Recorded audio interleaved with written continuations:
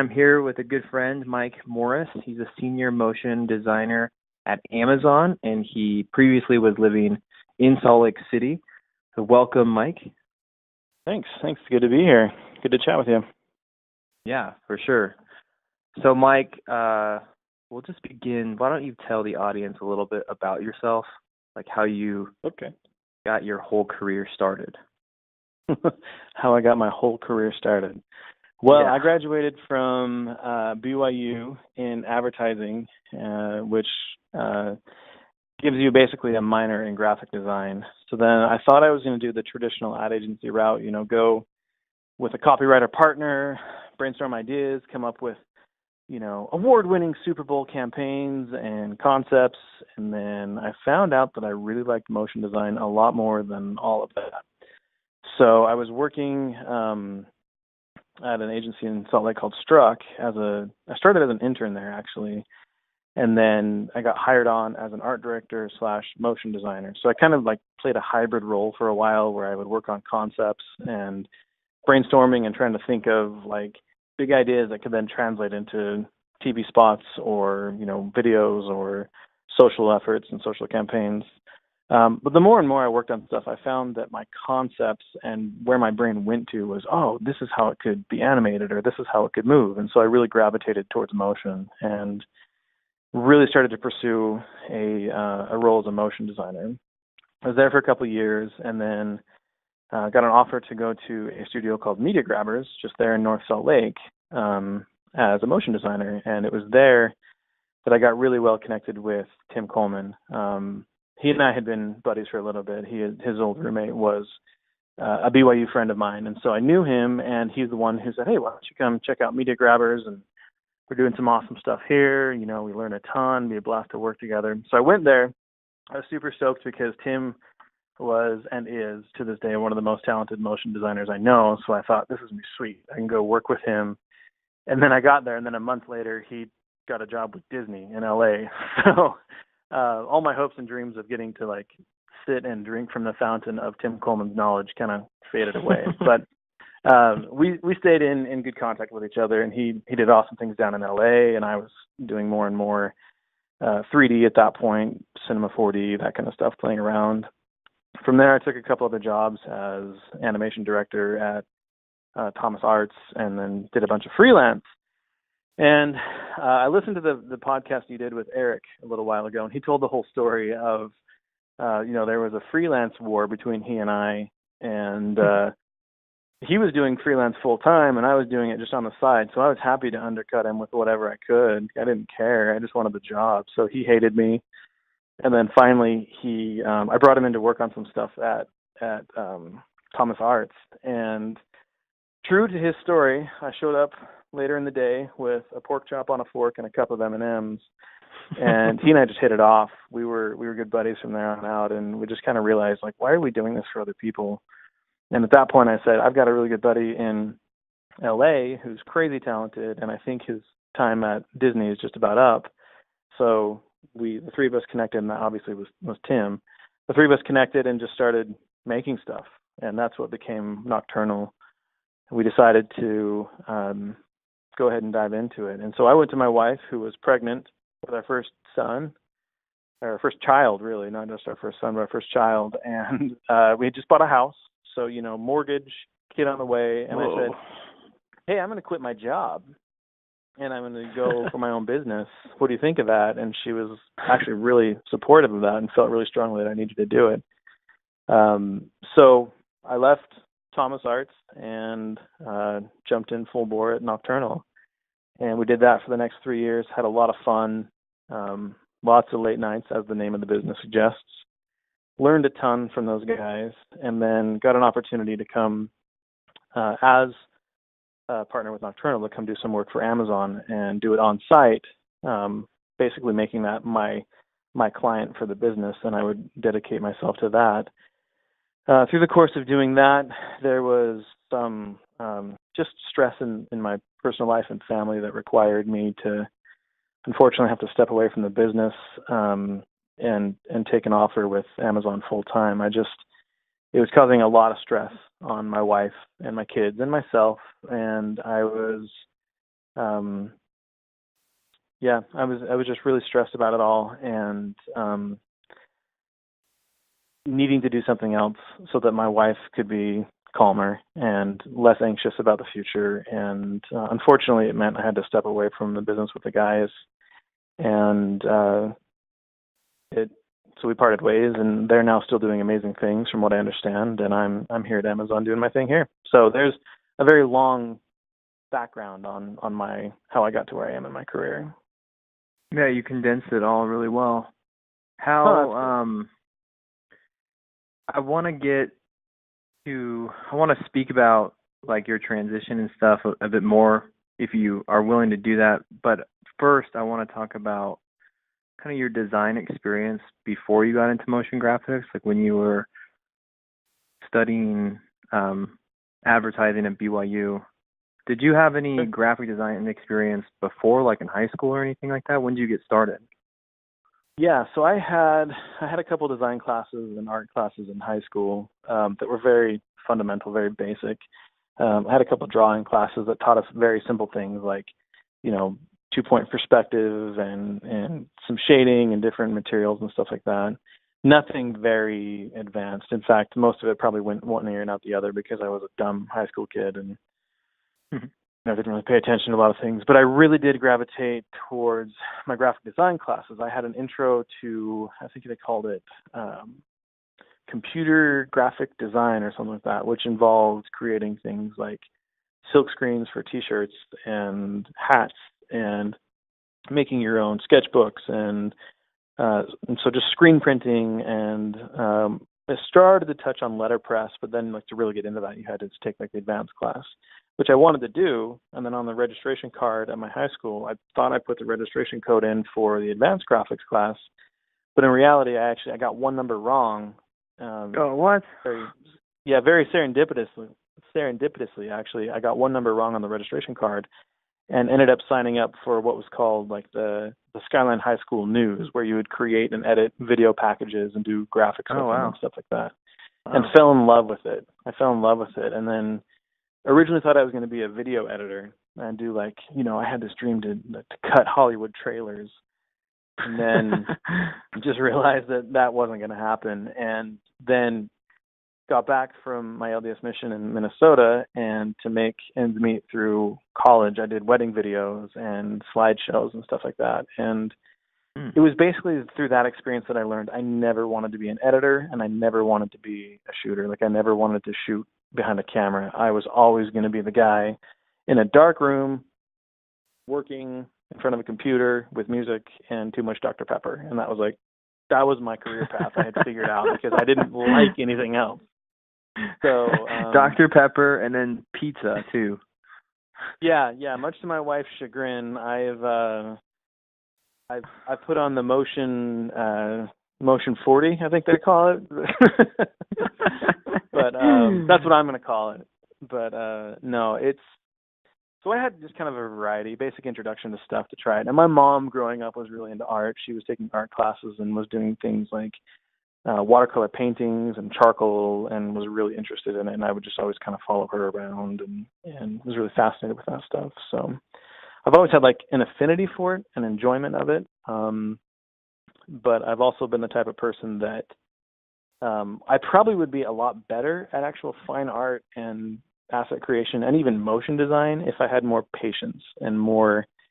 I get really like, if I'm not perfect at it right away, I kind of like get all frustrated and want to step away and you know, get all mad and down on myself and convinced that I'm the worst person in the world. And then suddenly I figure something out and I feel okay about myself. But that's a totally different tangent. I think it's something a lot of us go through for sure. So when was the first time you opened up After Effects? Like, what did you animate first? Oh my gosh. The very first thing I animated in After Effects was I'd been home from my LDS mission for like 2 weeks, and I had all these pictures that I had taken, and I wanted to make like a video slideshow of them so I could have an easier way to look at them and show them, because I thought everyone cared. Like, when I got home from my mission, I thought everyone wanted to see every picture I took and every person I taught, and that it would like somehow everyone magically was like, let's hear all about your mission, Mike. And So I sat down on our family computer. I downloaded a trial of After Effects.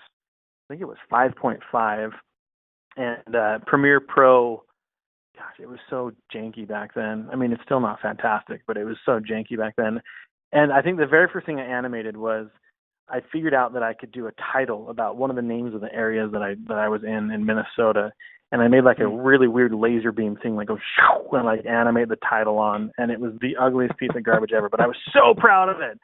And then, Of course. I found other dumb things. Like the next area, I did like the shatter effect, where I made like the name of the area shatter into glass, and it was so cool and dumb all at the same time, and it didn't really take away from the fact that nobody wanted to be watching the video in the first place. But that was my first soiree into After Effects.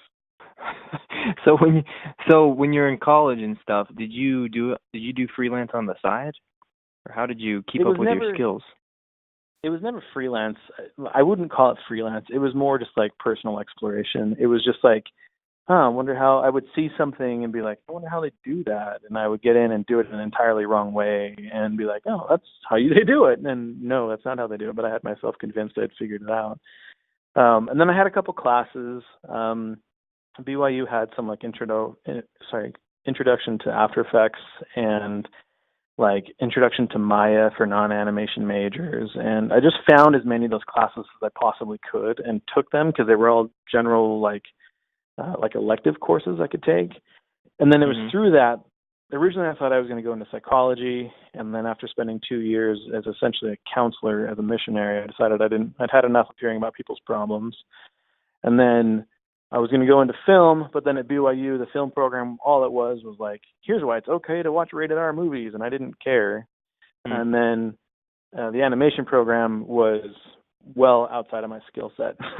So I kind of found all of that. And graphic design didn't really focus very much on film and animation. So I kind of found all of that through advertising, which was part psychology and conceptual and what's going to resonate with people, and film for TV commercials and design, and some animation. So I found kind of like a hybrid major that was kind of the redheaded stepchild of all those other disciplines that I could kind of carve out my own path from. Gotcha. Yeah. It wasn't until recently with my wife that I understood like what is the advertising major. I thought it was graphic design, but it sounds it's like a mixture of it. Of advertising and graphic design. Yeah, they teach a lot of good things around like conceptual thinking, which I really am appreciative. I think that was my number one takeaway, was thinking conceptually and the why behind things as opposed to just the what. Yeah. That's something I lack, and it would be nice to dive into a little bit more. When did you first open up cinema? I was 3D? sitting. Yeah, I remember very specifically the day. I convinced Jeff Sheets, the director of the BYU Ad Lab at the time, that we needed to buy a license of it. It was like Cinema 4D 10 or something like that, and maybe it was even 9.5. I don't remember. It was old, and I opened it up and I figured out how to make what looked like a hose of it was basically a circle that was swept along a spline to make a sweep NURBS, and I was like, cool, I made a hose, and now I'm going to take this weird texture. I found like some image from Facebook and just dropped it on there, and it's like, oh, cool, I figured out how to apply textures to it. And then I remember thinking, there's a lot to learn with this. So that was the very first time I opened cinema, and I clicked on all the wrong buttons and broke the user interface several times, and I think that was one of the first times I went home and thought to myself, I'm failing as a motion designer, and I will continue to fail for the rest of my life. So to all of you out there who may have had that thought, don't worry. You're not failing. I mean, you probably are, but you won't forever, and you'll figure it out. You're not really failing in the grand scheme of things. Right.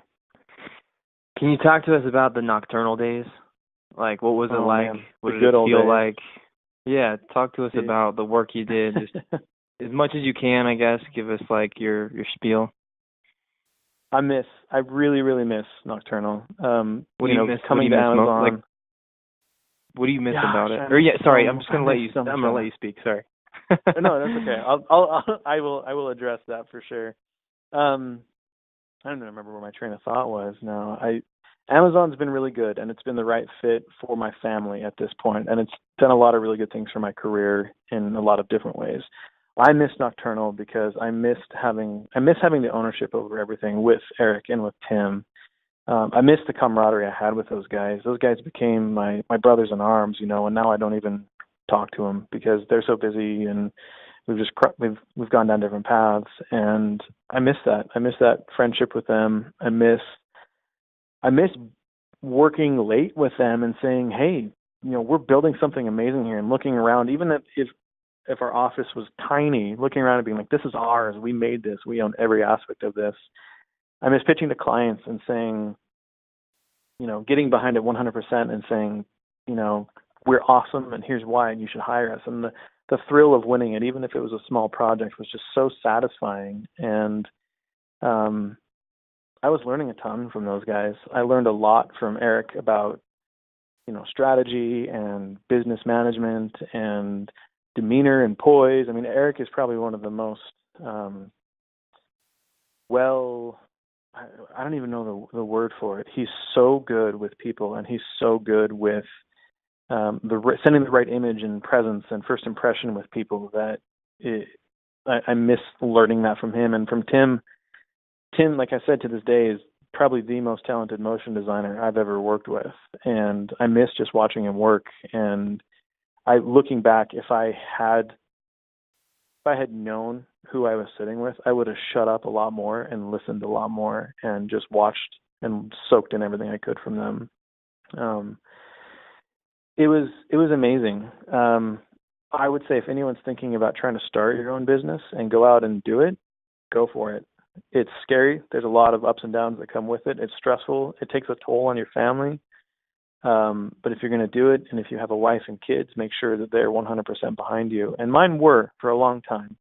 But there came a tipping point where we had a lot of financial burdens that had happened with our family, and just push came to shove too much, and I couldn't deal with the stress anymore. And truthfully, it was causing a lot of stress between Katie and I.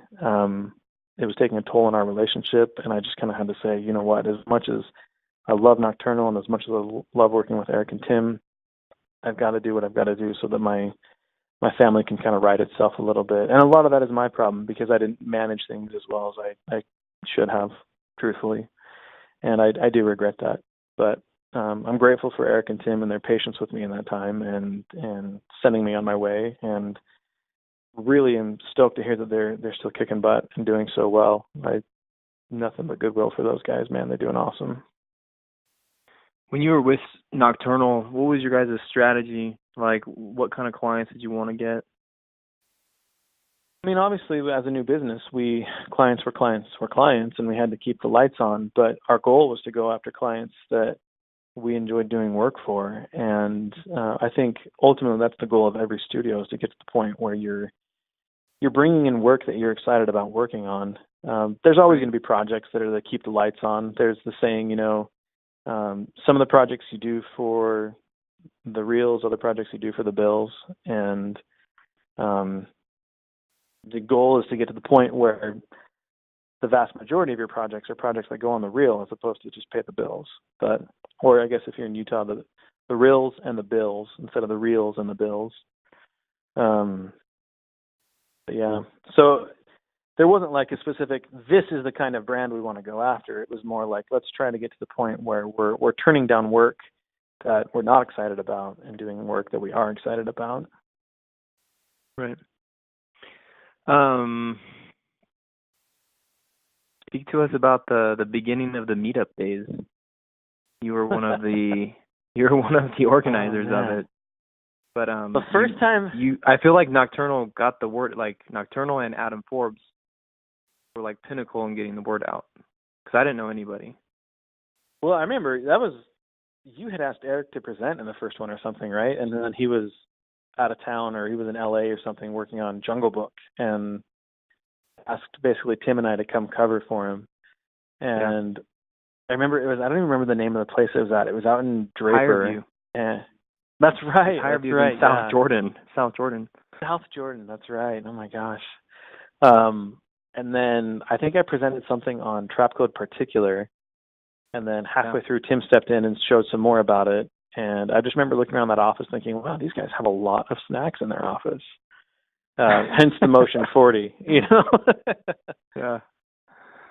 But yeah, I mean, that was the first time I met you. At that time, you were bald. You didn't have your flowing locks that you do now.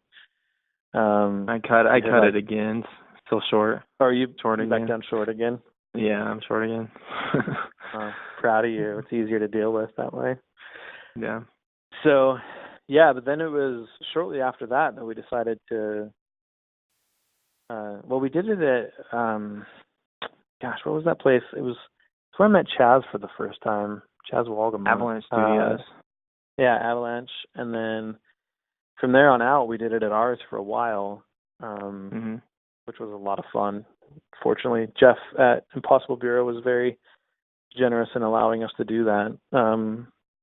But I remember that like being my favorite night of the month. Like I would just basically tell Katie, like, see you tomorrow, and I've got the meetup tonight. And as much as I love you, till like 2 a.m. Gosh, we had so much to do with it, and as much as I wanted to go home and see my wife, I was so stoked on the motion graphics side of things. And then, you know, also basically being the one with the key to the office, I kind of felt like it was important to be there till the end. But yeah, when we started the Red Chair recaps, that became, you know, when I learned all about Dan Noak's deep thoughts on life and in general. So yeah, the meetup was awesome for me. It was so cool to see. I didn't know there was that big of a community in Utah. I mean, for a while, like I thought I was kind of one of the only people doing it, and then that's when I heard that Eric is doing it, and then I met Tim through another buddy named Eric, and I was like, wow, there's at least 3 of us doing this. And then I went to work at Thomas Arts, and Scott Halford was there, and he was awesome. And then, I mean, just like everyone started to come out of the woodworks, and then when we did the meetup, it was like just this explosion of people suddenly who were doing motion graphics in Utah. What have you learned from being at Amazon? Tell us about your experience there. So Amazon, I've learned a lot. My role here, I basically operate like an associate creative director. So I report immediately to now a creative director who was a creative director at Royale and Superfad before it. Most recently, he was on the roster of live action directors for Society out of LA. And I've learned a ton here about, I don't even know how to put it into words, about high standards, about, you know, what is acceptable as broadcast ready, as deliverables. I mean, we were doing really good stuff at Nocturnal, and I think Eric and Tim had a better understanding of that stuff than I did because they had worked in bigger markets. And so it's been really helpful for me to be, even though Seattle's not a huge market, it's probably a little bit bigger than Salt Lake is, at least as far as client budgets and exposure goes. And I've learned a lot here about like what is the standard that's go out. Like I look at some of the work I've turned out in the past that not anything in Nocturnal, because Tim would always, you know, QA everything and make it awesome. So would Eric. I mean, it was a threefold thing, but we had enough checks and balances there to make sure that everything that was going out was the best we could possibly produce. But I look at some of my own personal work, whether it was freelance or whatever, and I kind of shudder because I was like, wow, I passed that off as final work, and I can't believe that I did that. I would never let it see the light of day now.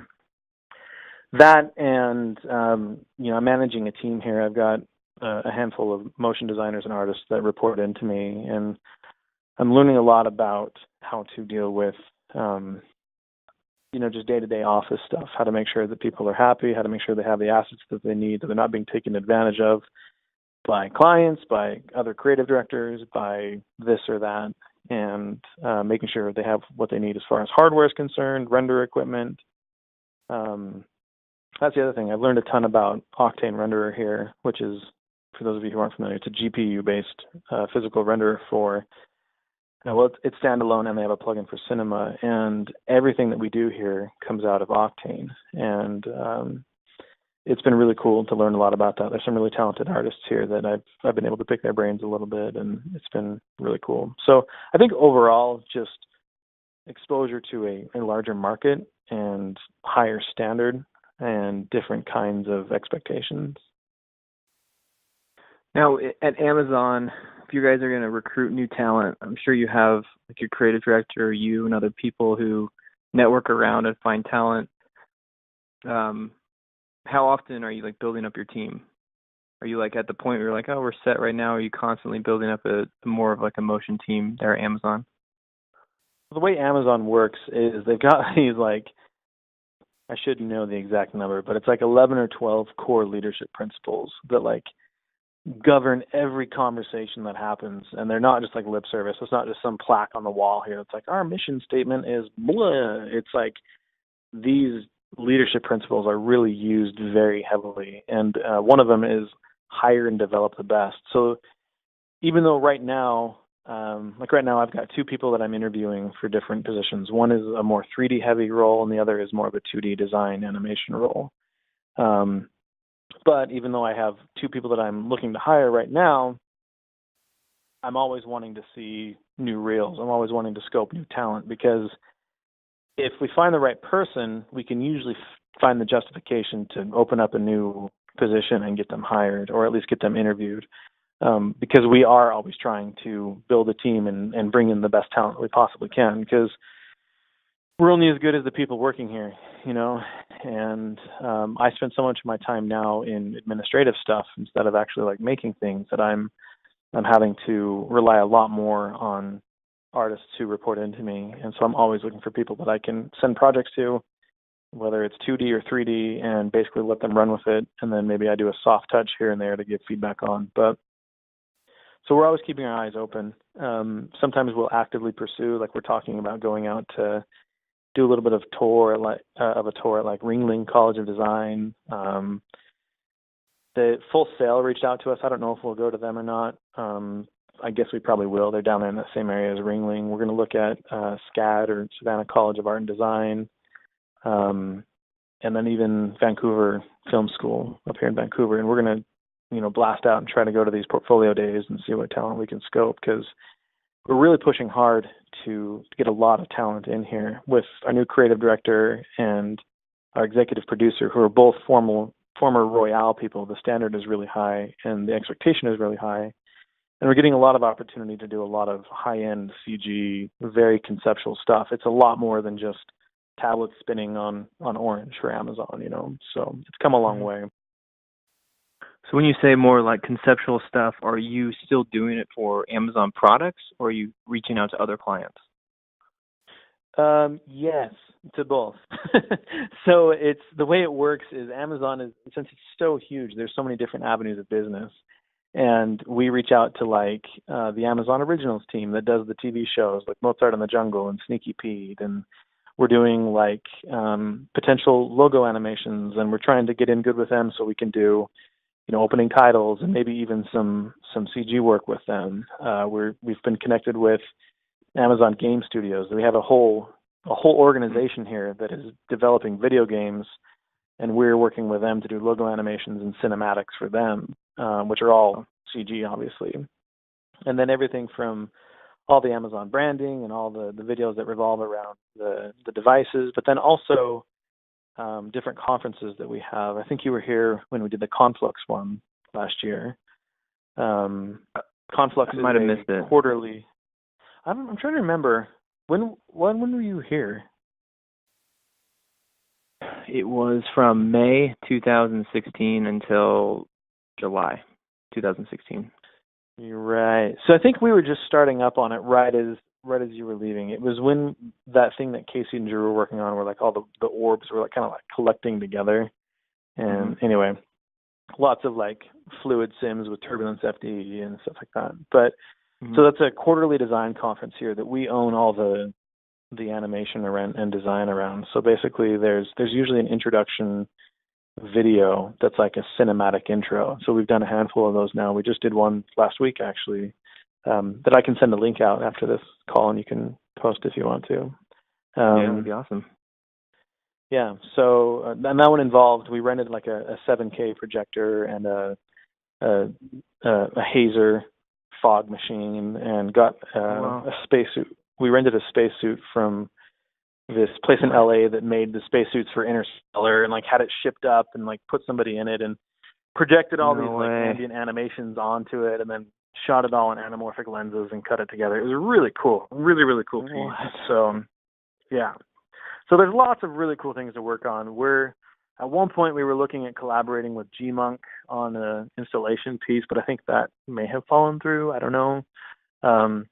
We're now talking with Ash Thorpe to see if he can come speak and, you know, get to know our team a little bit and stuff like that. Wow. So there's huge opportunities here that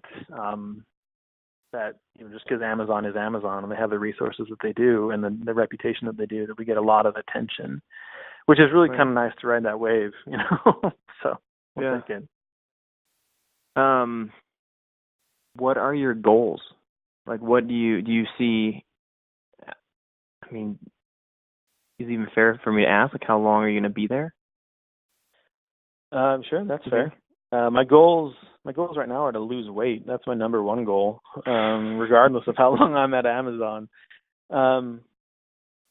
My goals are probably things are going well here. I'm really being challenged in a lot of good ways. I'm growing my career in a lot of good ways. I'm getting to travel to different parts of the world and train up teams. We have teams in India and Beijing and Romania that are all kind of doing our grunt work, like our rotoscoping and screen tracking and all that stuff that I get to go out there and train the teams on, you know, which, infectious diseases aside, is pretty cool. But so I think my goals is to stay here as long as I can to get everything out of it that I possibly can, and then see what comes next. I would love to work for myself again. I would love to somehow be connected with Eric and Tim again in some way, whether it's just I'm running my studio, they're running theirs, and we scratch each other's back or what. I don't know. I would love to be back to the point where I get to have more ownership over the entire thing, and really that's exciting to me. I mean, I think that's something you can probably identify with. You're very entrepreneurial yourself, so right now, for sure, my goals are learn everything I can learn, soak it all up, because even though I'm the senior motion designer here at Amazon, I still feel like I'm, you know, the least talented one in the room, which I think is a good place to be in. If you feel like you're the most talented one in the room, then you're not going to be stretched and not going to grow. And even though these guys report into me, I'm learning tons from them as an artist and, you know, a MoGraph dude. So what type of work are you looking at and you just really are gravitated to or you appreciate right now? Gosh, anything from Man versus Machine right now. Those guys blow my mind. There's a concept, and the way that they work is so fantastic. Basically, they figure out how to make cool stuff, and then they put it in an archive. And then when a client like Nike comes through, they say, "Hey, this might be kind of cool," and then they sell it. So they're really like they're living the dream, and they have such talented people like Simon and other guys there that. And when I say guys, I mean, you know, guys or girls, it doesn't matter the gender. There's people there that are crazy talented. And whenever they release something, like they just released one for, I want to say it was some kind of headphones. I can't believe it's blanking, or I'm blanking on it right now. But they just released a video like last week or 2 weeks ago that was mind-blowingly good. And it's the kind of work that when I look at it, I go, holy crap, this is inspiring, and I want to slit my wrists all at the same time. And because it's so good, and you're just like, how do they get this good? They're freaks. They must not have any lives. They just sit there all the time. But in reality, they're a really, really talented group of people that are thinking very smartly about things. And yeah, they're putting a lot of effort and energy into it, and they're passionate about their work, but they're, you know, they let the passion drive them and see what they can create. It's super inspiring. I'll have to find the link. I'll send it out to you. It's so good to see. So do you have any cool idea? Like we all appreciate somebody who's like more talented than us. Like I'm always kind of going through my mind like, what is the process to getting better? You know, is it possible for all of us to get better, or are some just smarter than than others? Are they like reading a resource that we're not reading, drinking some kind of magical juice that we're not drinking? Like what do you think we all can do to get better? I think the thing we can all do to get better is chase what you're naturally thinking about. There's a lot of talks about, don't follow your passion for work. I think there's a talk by Mike Rowe that says chasing your passion is dumb as far as earning a living. I kind of agree with that, but I also think that every single one of us needs to chase whatever it is that we're most excited about. And I think a lot of people in motion graphics are doing motion graphics because they're excited about it. It is like grueling enough work and frustrating enough work that if we didn't have passion about it, we'd all leave it. I would have gone and been an accountant years ago, or dug ditches or whatever years ago if I wasn't passionate about it, if I didn't enjoy it. But I would say the number one thing to do, and this isn't new to anybody, but is just make stuff. I've found that my greatest amounts of growth have happened when I'm just making stuff, regardless of how good it is or how whatever. It's when I sit down and I make something and I take time to refine it and iterate and make different versions of it. Even in this project I'm working on right now, I sat down earlier today. Today was one of those rare days where I actually got to make motion graphics, and I sat down and I started the very first level thing that I was thinking of, and I busted that out. And I was like, okay, that's cool. That was the first level of thinking. Now what can I do? Now what can I do? And just kind of chasing the brain pattern. Mm-hmm. I would love to be able to spend 2 or 3 hours a day doing that. I feel like I would grow so much as an artist just making stuff with no criteria other than following where my brain takes me and learning from the mistakes along the way. One of the things I really admired about Tim, and really as I've been in other markets, I've noticed this applies to all really talented artists as well, is that they've learned to turn off that critic. It doesn't govern their ability to make something. So there's, Drew here at the office, super talented dude. Tim's the same way. If they hit an obstacle, they don't look at it and think, man, I suck. They don't look at it and think, well, this isn't going to work. I better go quit my job and do something else. They don't get all emotional about it like I do. That what they do is they say, oh, interesting. That's how you do something else. It's like that, stupid saying from Thomas Edison or whatever. I discovered however many ways to not make a light bulb. Like that's basically where they're at. They're saying, okay, that wasn't the right approach. Or it is the right approach, but it has these limitations. What if I try it this way?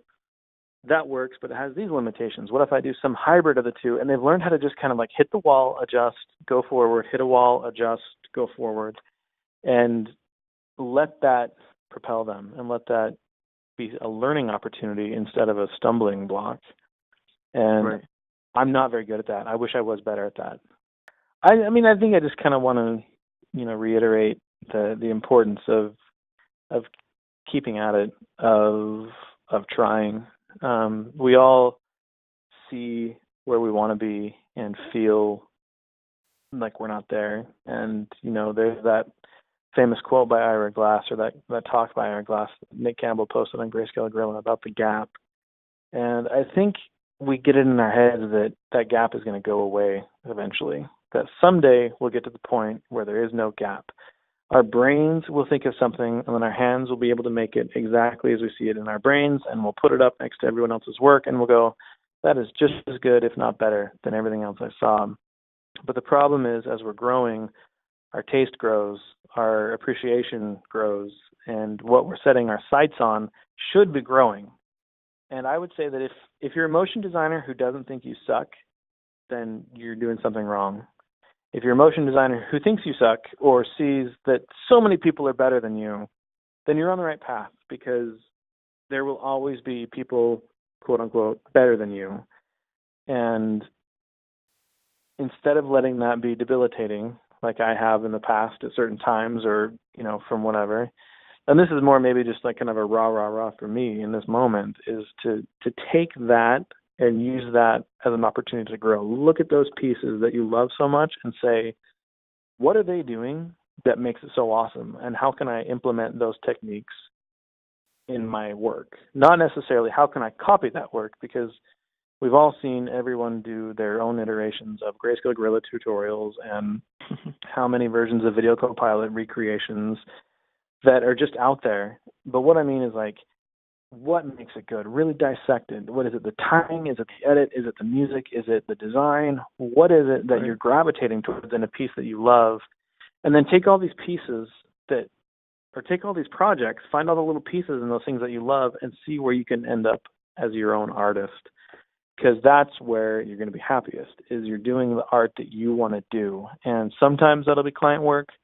The majority of the time it probably won't. But the idea is you get to the point where you're doing work that challenges you and is fulfilling to you, and let people who you think are better than you give you feedback on it, because grandma will always love it. And True. It's better if somebody else looks at it and says, "Okay, nice try this," because that's how you'll actually grow. Is there some type of art? Heard. Sorry, is there some type of art or like piece that you would want to create that you're thinking about, like one day if you have free time or something you're visioning up you'd love to create? Yeah, I've got a bunch of stuff in my head. I've got all kinds of stories, and as I've got a long commute home now with bridges coming up and sailboats going under the bridges and me getting stuck in Seattle traffic. I have lots of time to listen to music and let my brain go wild with ideas. And I have about, a dozen different concepts in my head I want to push out, but never any time to do them between working full time and raising 2 kids and all that stuff. But I think the thing that I want to do is, my takeaway from this conversation is that I want to get back into maybe not doing dailies, but probably weeklies in reality with what I'll be able to accomplish for my time. So I'm committing to that with you right now, Dan. I'm going to start and follow up on me. Post them on the Facebook group every week. Okay, I'll do that. We need it. And everyone, please tear them apart. Tell me what I'm doing wrong. Tell me how to get better. Because everyone has good ideas. I'm gonna send you Domino's pizza for it. No. See one. Okay. You'll see one coming at day 1. Yeah. Make that motion 40 and motion 50. Let's do it. I love it.